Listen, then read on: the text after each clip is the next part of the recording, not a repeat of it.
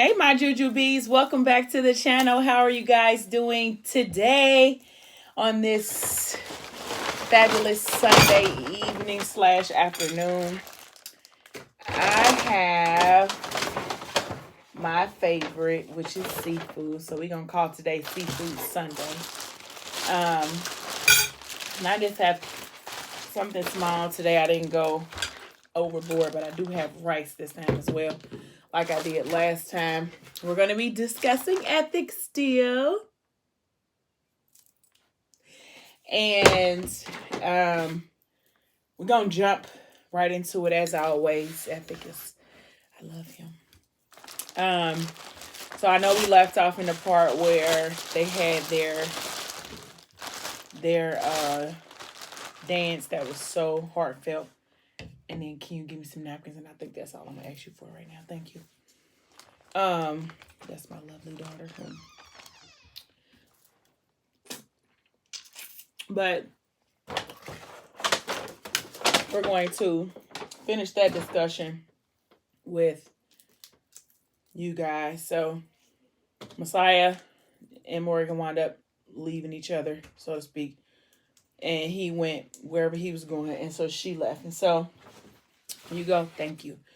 When we go to the next chapter, Alani is in the church still, but she's like laid out on the floor in the sanctuary part of the church, and she's basically trying to, pull herself back together. I don't know how they be cooking that right. It be sticky. But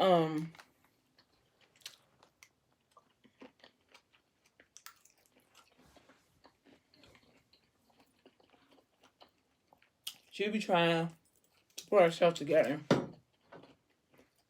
So Ethic walks in, and he walks in on her saying, "Lord, please help me." And he like, "Does it work?" And she like, "Does what work?" He was like, the talking and the praying. And she was like, "Well, when she needs it, guidance, that's where she go." And she basically was like, "What are you doing here?" And he was like, "Well, I sent." She was like, "I didn't embarrass Bella, did I? By running out." And he was like, "No, she's so excited that you was even here. Embarrassment is the furthest thing from her mind." And she's like, "Oh, okay." And he was like, "I sent the kids home, I guess so I could try to get, I don't know. I guess so I can get some." And she was like, "So you could do what?" And he was like, "So I could get some type of clarity." And she like, "Oh." So he sits down and she asks him, like, "Do he believe in God?" And he was like, he did when he was a very little boy. Sorry. But the older he got, he didn't anymore. Because he had a situation when he was a kid that led him to not believe.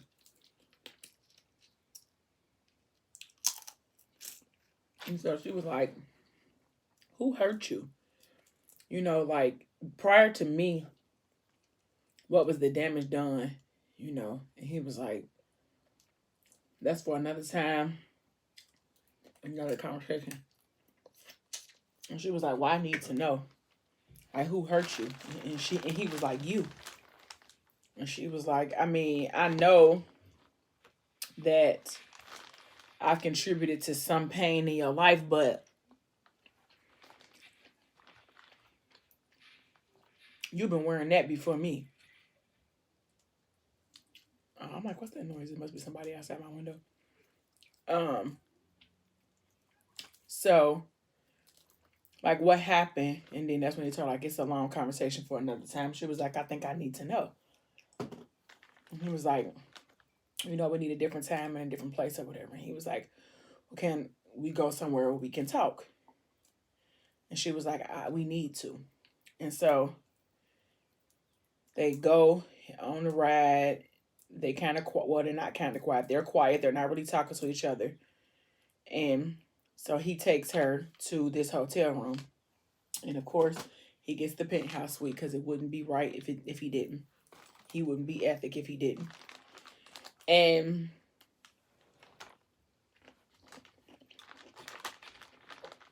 they go into the room. And he notices, excuse me, that she's nervous.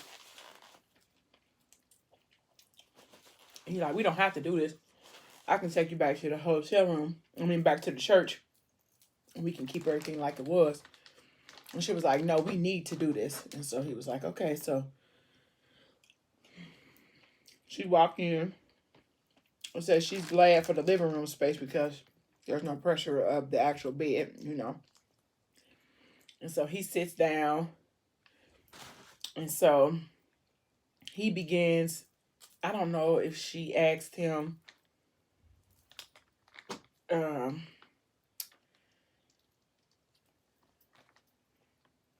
don't remember what she asked him to start the conversation. But let me see. I'm gonna go to my reference. I'm gonna get them. It's also on my book.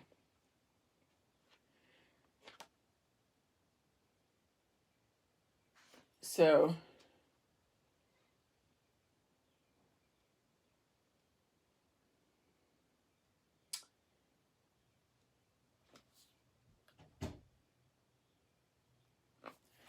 they, like I said, they go into the room. That's not it. So he's sorry.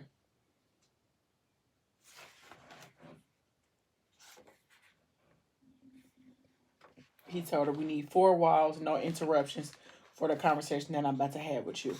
And he said we don't have to talk. She said we do. He said you're uncomfortable. She said I'm fine. And so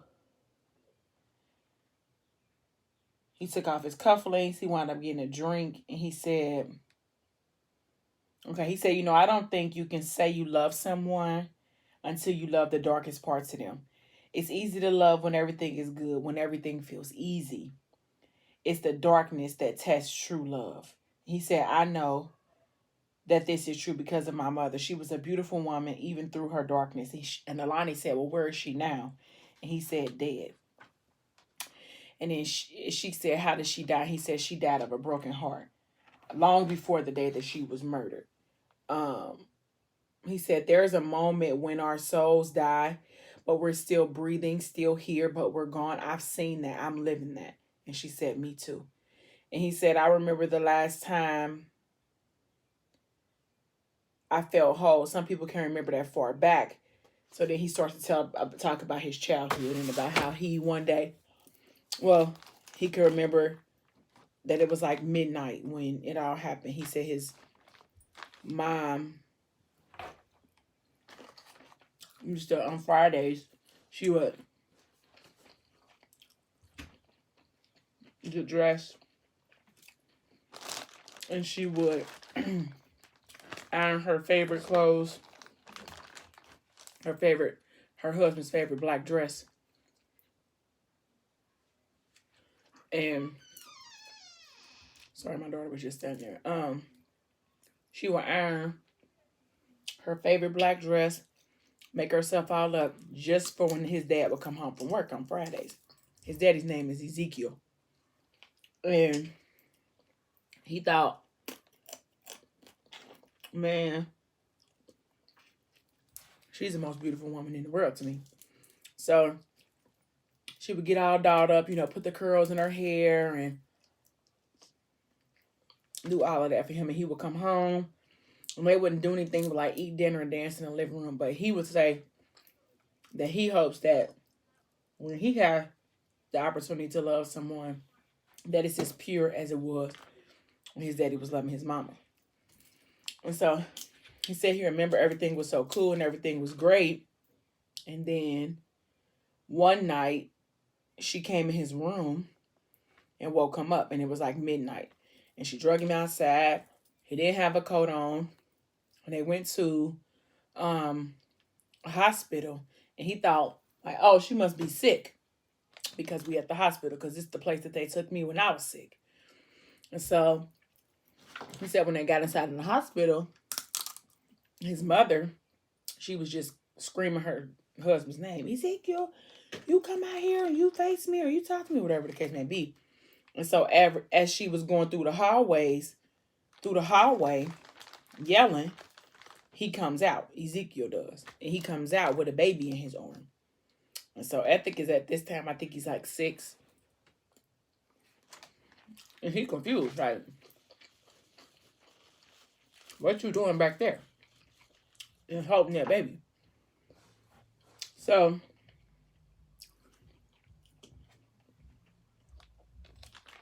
the mom, she has a fit, like a crying fit.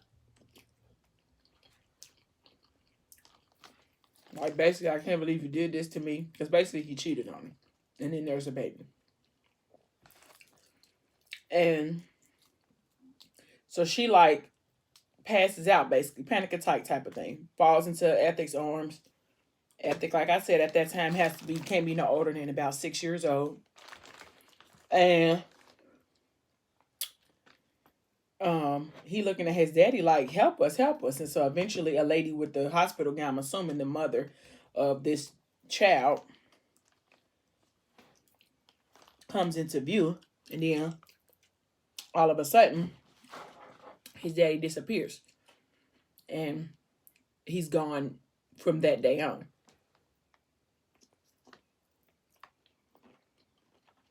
So Ethic says that after that happened with his mom, she changed. She went from a woman who barely talked above a whisper to a woman who became emotionally abusive to him, physically abusive to him, taking out everything on him that she wanted to take out on his father because his father was no longer there. He said that she was sad and he was changing sheets because she wouldn't even get up to go to the restroom. And pink lemonade. At 6 years old, this is what he was doing. This is the type of responsibility that was burdened to him. And he said that she was that way until she got introduced to this man, her new boyfriend. And her new boyfriend introduced her to a habit that she became an addict. And in the process, of course, the only time she was nice to Ethic was when she was high. So, him not wanting to see his mom sad or wanting to be abused anymore, he, link up with the neighborhood hustlers and he makes sure that his mom stays with the things that she needs. But he said that she asked him, do he want to know what it feel like to break a woman's heart or something like that? And he said, yeah. Because he wanted to know what it was that all of a sudden she flipped the switch. Like, she used to be the sweetest woman in the world, and now you like the devil himself. So I have to know what it is or what it feels like. And it has to be something tragic because that's how I feel our life had happened. My life, that's how I feel like it happened to Ethic. Like, it just flipped upside down. So she made him sit in his chair and she lit cigarettes and burned them on his back, a whole pack. And of course, as he's telling this to Alani, she's like, oh my God. And like, feeling bad. So she raises up his shirt and puts her hand back there to see if he still has the marks. They're long healed, but they are still there. So, of course, he's like, don't pity me. It was a long time ago. People do things and stuff happens to them. He was telling her how he remembered the last night he saw his mom. She had came into his room and told him, like, I'll be back. And he was like, no, please don't go. He was like, I begged her not to leave. He was like, but it's something like I knew that would be the last time I would see my mom alive. He was like, but I begged her to stay. She put me in the bathtub. She washed me up, tucked me in, and she left. And she never came back. By that time, Ethic was 7. And he was basically an orphan after that. Because the book doesn't really discuss like what happened to Ethic specifically once that happened. I would imagine that he kind of was on the streets, until maybe somebody took him in. And then maybe he learned the laws of the rules of the streets. I don't know. But it doesn't discuss specifically what happened to him after that moment. But we can only imagine. And so Alani, of course, is sad. She's overwhelmed with emotion. Like, how could a mother do that to her son? And especially a son like Ethic. Well, of course, he wasn't like he is now as a kid, but you can imagine. And so she tells him, like, excuse me for a second, I have to use the restroom. And so she goes into the restroom. Now, mind you, ironically, well, nothing is ironic, but mind you, this night, Alani had on a black dress. Kind of like the black dress that his mother, wore every night or every Friday night for her husband. And so she goes into the bathroom and she's like, I know that this is probably against everything that, she's saying this to herself. Like, I know that this probably goes against everything that I have said as far as like Ethic loving her and wanting him to, leave her alone. But I can give him this one night. Like, he can have me for just this one night. It's only one night. So she flushes the toilet like she really had to use the bathroom, and she come out, and all she has on is her black undergarments. Her dress is gone, but she has her black undergarments on. And he is like, of course, in awe because he loves Alani with his whole heart. Even if he don't want to, he does. And so she walks over and she sits down and he's just like looking at her. She's like, what? And he like, nothing. She's like, you're staring. And he's like, I'm admiring, And he notices her stretch marks and stuff on her belly. And she was like, no, please don't look at these. Like, they're ugly. He was like, it's not ugly. It's like the most beautiful thing I ever see. He was like, my son grew here. He was like, and this reminds me, these scars remind me that you loved me once. And that you loved me enough to carry my child, even though I had already done what you done what I had done to you. He was like, so that's beautiful to me. I've never seen anybody prettier, is what he said. And so, he allowed her to have her insecurities, about 10. He allowed her to have her insecurities, but he said to himself, like, I'm going to have to love that away from her, So he kind of takes everything really slow before they become intimate because he wants her to have the opportunity to say no. Like, he like, if she depending on me to stop, I'm not, because I'm going to definitely get the skins tonight. If she don't say no, I'm going all the way. And Alani, sorry guys, my stomach hurt. I'm trying to push through this thing. But Alani, of course, is thinking the same thing. Like, he can love me tonight. After tonight, he cannot. But tonight, I can allow him to love me. with all of the mixed emotions about their relationship and all of her emotional baggage from losing her children, to all of the emotional baggage from him revealing that part of his childhood that was so, you know, traumatic, and the fact that his dad had been missing. He hasn't seen his dad since then, which we gonna say is about 25 to 30 years. He still hasn't seen his father. He just assumed that maybe he's dead, because he hasn't been around. He hasn't come back for him or anything like that. So, with all of that, she says she can give him this one night. I can give him this one night. And so, of course, her body goes against what her mental capacity wants to go against, because she wants to say no. And then he asked her, like, do you want me to stop? And she shook her head, yes. And so he stopped. And she was like, no, not touching me, but loving me. And he was like, I can't. Like, I can't do one without the other. Like, I just can't. And so they proceed on with their night. And of course, it's beautifully tragic. And then eventually, once they, climax, she told him, like, I was so ready to forgive you. Why didn't you come to Love's funeral? And he was like, because I couldn't face you there. Like, you wanted to bury Love where your daughter is like the ultimate sin, my ultimate sin, and the greatest thing I've ever done, both at one place at the same time. And she was like, I'm so sorry, I didn't even think about it like that. He was like, no, she should be buried there, but that's why I was where I was at. Like, that's why I didn't show up how you wanted me to. He was like, I was there though, and I buried my son just like I did Kenzie, basically. And she was like, he was supposed to be, he could have been the glue, that held us together. And he was like, I know. So then she started like panicking, like hyperventilating.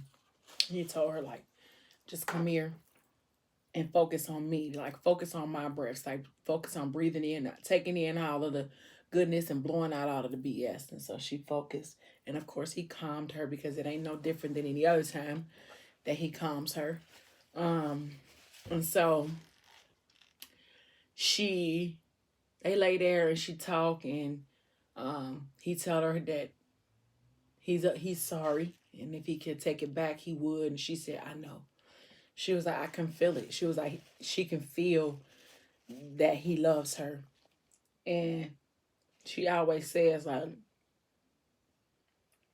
sorry, in a different world and in a different time, they would have been so good together.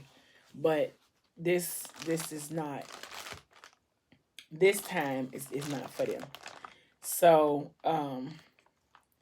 like I said, they still hug each other, and they still laying each other and loving each other. And she was like, I don't want to spend my time, this one night with you talking, And so they go through all of those things or whatever. So eventually he gets restless. She does too. He tell her, like, I love you. And she doesn't respond. She's like, she can't even remember if she was half asleep or half awake at the time. And she says in her mind, like, even if she was awake, she wouldn't tell him that she loved him back. Even though she does. So, that's day one night. As magical as it is. But it still didn't bring about peace for Alani or Ethic, for real. So the next morning, she gets up.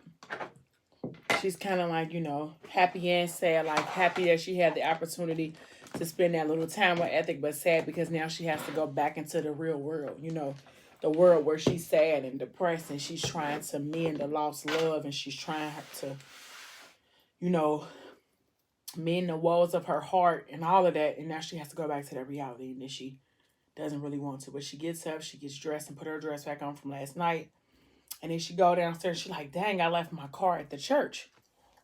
And when she gets downstairs, she sees Ethic across the street in his car. And she's like, what is he doing here? Like, our night was not supposed to spill over from last night until this morning. And so then she hears like, Alani, hey Alani. And that point, that was easy. And then she looked over and she saw Bella. He was like, what? She was like, what is he doing? Bringing his kids here after we supposed to be done. And so she don't know what else to do. So she turned around and tried to go back into the hotel. And he comes up off the car and follow her. She was like, what are you doing here? He was like, well, you talked about last night that you feel alone and you don't have anybody, and every man that ever comes into your life, he always leave. And he was like, well, I'm not leaving. It don't matter what happens or how long it takes, I'm not leaving. She was like, you don't get to make that choice. And he was like, yeah, I hear all that, but that's the choice that I'm making, and that's the choice that I'm rocking with. Like, he was like, you fed me last night, why I can't feed you today? Let me just take you to lunch. And she like, no, like, I don't, you don't get to do that. Like, you don't get to dictate what goes on in my life. She was like, this is not some small thing we dealing with. It's not like you was cheating on me, or you was, you know, didn't have no job, or you was just lazy or laying around the house. She was like, it's a whole different ballgame. She was like, because I probably could forgive you for those things. I would love to have those type of issues, but we don't have those type of issues. And then she was like, you can't force me into loving you. He like, I don't have to do that because you already do. You know, I already know you do it in like the least arrogant way possible. But that's what it is. Like, I know how you feel about me, and I know you love me, but I know right now it's a fight. He was like, and I hear everything that you're saying, but yeah, I'm not gonna be able to walk away. You know, so sorry. And she was like, and you come in here with your cute breathing children, you know, and he like, I'm sorry, I wasn't trying to be pushy, but I'm trying to stay. Like, I'm trying to be a person that's gonna stay in your life. And so she again overwhelmed with emotion, like, why can't he be like a bad guy? Like, the guy that did what he did that night that my daughter died is not the same guy that I deal with every day. And that's because it's not. Like, Ethic had an off switch. You know what I mean? He has an on and off switch. He turned on Ethic, and then he turned off Ethic. And when he turns off Ethic, he's Ezra. And that's just really what it is. But Ezra and Ethic both still have that same passion, that same love. It's just that Ethic made a mistake. Um, and so she told him, like, I can't. Like, I just can't. And so he, like, okay, all right. So he let her go. I'm going to just go ahead and back off. Like, I'm going to just go ahead and give her the space. I don't want to be pushy. As much as I love her, and as much as I want the thing to, our situation to be rectified, and I want everything to me, and I'm going to let her breathe for a moment. So I think, like, the weather's about to break, and the contractors are coming over now to fix the houses on the block that he bought for her. And so I'm going to stop there because I'm going to start a whole nother thing, and I don't want to jump in. But please don't forget to like, share, and subscribe. Please share this video with anybody and everybody, guys. Put me out there. Don't forget to hit the notification bell so you can be notified every time that I post a video. I post every day, just not always at the same time. But I will be back tomorrow to continue talking about Ethic 3. So I will see you guys tomorrow, same place, maybe not the same time. And until next time, bye, my jujubee.